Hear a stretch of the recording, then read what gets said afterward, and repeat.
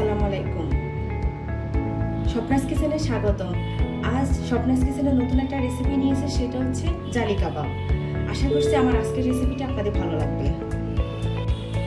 জালি কাবাব তৈরির জন্য আমি প্রথমে এখানে 350 গ্রাম মাংসকে ছোট ছোট পিস করে ব্লেন্ডারের জারে দিয়ে এটাকে কিমা করে নিয়েছি।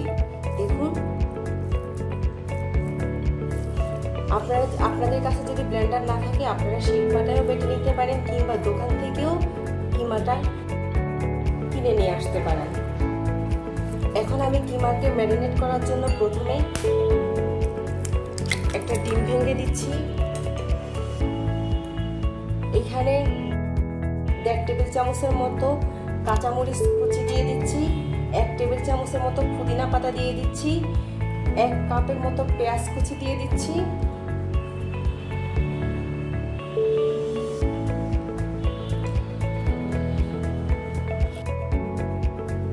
এরপর আমি শুকনো উপকরণগুলো দিয়ে দিচ্ছি। এখানে আমি হাফ চা চামচ মরিচের গুঁড়া দিয়ে দিচ্ছি। যেহেতু আমি আগে কাঁচামরিচ কুচি দিয়েছি, সেহেতু আপনারা আপনাদের স্বাদ অনুযায়ী মরিচ দিবেন।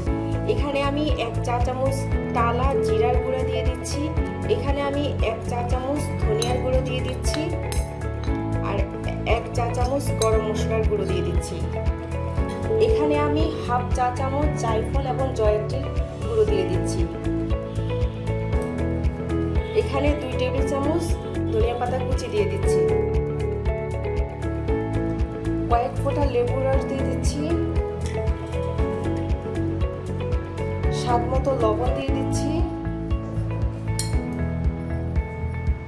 এখানে আমি হাফ চা চামচ গোলমরিচের গুঁড়ো দিয়ে দিচ্ছি। এখন আমি সব উপকরণগুলো কিমার সাথে ভালোভাবে মিশিয়ে নিব। ভালোভাবে মেশাতে হবে। মেশানোর এই পর্যায়ে আমি 1 চা চামচ আদা বাটা এবং 1 চা চামচ রসুন বাটা দিয়ে দিচ্ছি এবং 1 টেবিল চামচ টমেটো সস দিয়ে দিচ্ছি। দিয়ে ভালোভাবে কিমাটাকে মিশিয়ে নিচ্ছি মশলার সাথে। দেখুন, আমি সবগুলোকে ভালোভাবে কিমার সাথে মিশিয়ে নিয়েছি, কিন্তু মেশানোর এক পর্যায়ে দেখুন আমার কিমার বাইন্ডিংসটা আসে নাই। সেজন্য আমি এখানে 3 স্লাইস পাউরুটিকে নর্মাল পানিতে ভিজিয়ে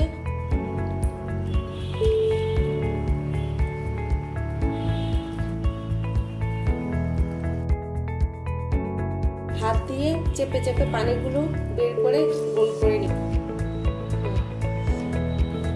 এভাবে আমি বাকি দুটো ফিজও হাত দিয়ে পানি চেপে চেপে ছড়িয়ে গোল করে দিয়ে দিচ্ছি। এখন আমি ব্রেডটাকে ভালোভাবে হাত দিয়ে মিশিয়ে কিমার সাথে মিশিয়ে দিব।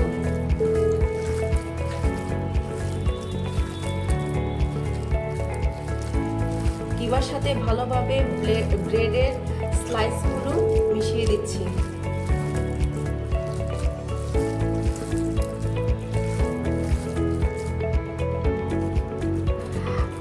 ভালোভাবে মেশানো শেষ। এখন এখানে আমি বিস্কিটের গুঁড়ো দিয়ে দিচ্ছি। এখানে আমি 1/3 কাপ টোস্ট বিস্কুটের গুঁড়ো দিয়ে দিচ্ছি। গুঁড়ো দিয়ে ভালোভাবে মিশিয়ে নিচ্ছি। বাইন্ডিংয়ের জন্য আপনাদের যদি বিস্কিটের গুঁড়ো আরো বেশি দরকার হয় আপনারা দিতে পারেন।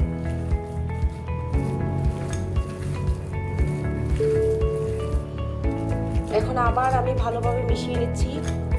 কিমাটা ভালোভাবে বাইন্ডিংয়ের জন্য রেডি হয়ে গিয়েছে। এখানে আমি দুটো ডিম ভেঙে নিয়েছি, ডিমটাকে ভালোভাবে ফেটিয়ে নিয়েছি। জালি কাবাবের কোটিংয়ের জন্য লাগবে। এখানে আমি ব্রেড ক্রাম্ব নিয়েছি। এখন আমি এখান থেকে ছোট বড় যেই সাইজেরই আপনারা কাবাব করতে চান সেটা আপনাদের স্বাদ অনুসারে করে নেবেন। আমি গোল করে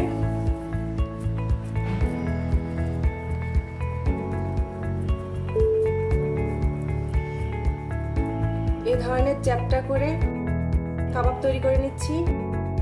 এভাবে আমি সবগুলো কাবাব বানিয়ে নিচ্ছি। আমার কাবাবগুলো বানানো শেষ। এখন এই কাবাবগুলোকে আমি ব্রেড ক্রাম্বে গড়িয়ে নিচ্ছি।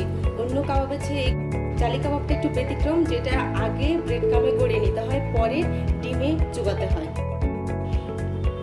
এরপর আমি এগুলাকে সবগুলো এভাবে ব্রেড কামে গড়িয়ে নিব। কাবাবগুলোকে ব্রেড কামসে গড়িয়ে নিয়েছি। এখন এই কাবাবগুলো আপনারা ডিপ ফ্রিজে সংরক্ষণ করতে পারেন। এই অবস্থায় একটা এয়ারটাইট বক্সে করে আপনারা ফ্রিজে 2 মাসের জন্য সংরক্ষণ করবেন। ব্রেড কামে গড়ানো কাবাবটাকে আমি এখন ডিমের মধ্যে চুবিয়ে গরম তেলে দিয়ে দিচ্ছি। প্যানে পর্যাপ্ত তেল গরম করে নিয়েছি। চুলা মিডিয়াম লোতে রেখে আমি এখন সবগুলো কাবাব দিয়ে দিব।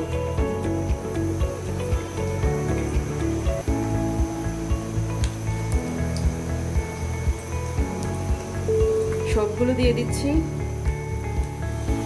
এখন আমি ডিমের মধ্যে আঙ্গুলগুলো একটু ডুবিয়ে হালকা হাতে এরকম জালি করে দিব।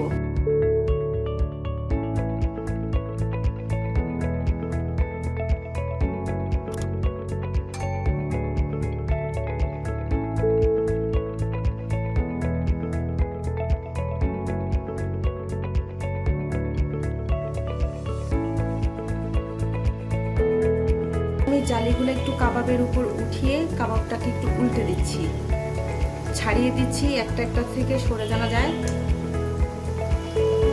সবগুলো আস্তে আস্তে উল্টে দিচ্ছি।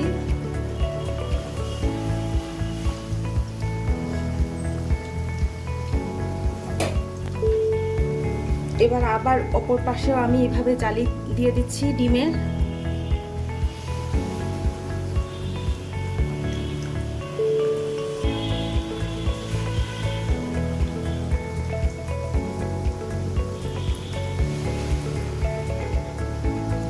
আবার এটাকে উল্টে দেব।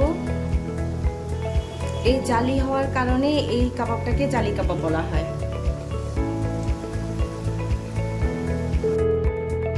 চুলা মিডিয়াম লো রেখে এখন এই কাবাবগুলোকে আমি গোল্ডেন করে ভেজে নিব। দেখুন আমার জালি কাবাব ভাজা হয়ে গেছে। চুলা মিডিয়াম লোকে এই কাবাবটা ভাজতে আমার 8 থেকে 10 মিনিট লেগেছে। এখন আমি কাবাবটা তুলে নিচ্ছি।